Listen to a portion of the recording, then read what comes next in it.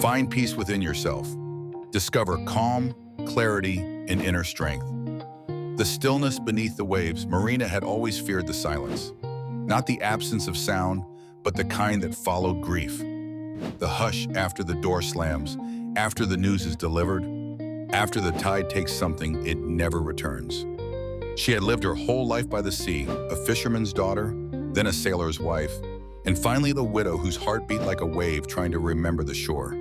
The sea gave her everything, then took it all back. And so Marina filled her days with noise. Market stalls, wind chimes, a radio that never slept.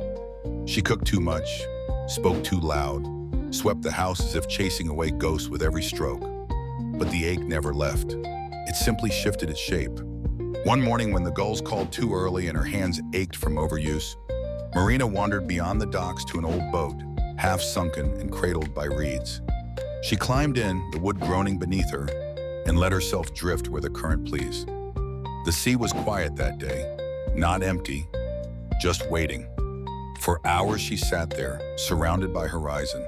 No voices, no footsteps, only the slow breath of water, the hush of clouds moving like forgotten thoughts. At first, her mind clattered like a dropped pail, unfinished errands, bitter words, what ifs. But slowly, the noise thinned, and in its place, something tender emerged.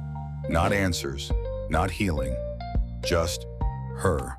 The girl who once watched storms with awe, the woman who had loved deeply, the soul who had weathered more than she ever gave herself credit for.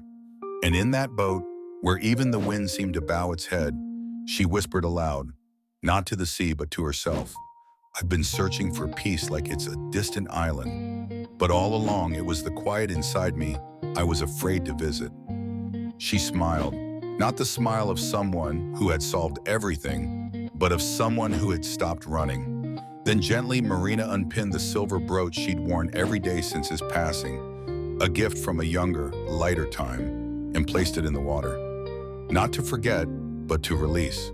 It sank slowly, catching sunlight as it fell, like a star returning to the deep. And Marina closed her eyes, the waves rocking her like a lullaby only she could hear. Waves crash, tides shift, but deep below, the sea remains still. In the next story, we turn from the self toward the shared and begin to understand the quiet power of unity. Click the card to continue.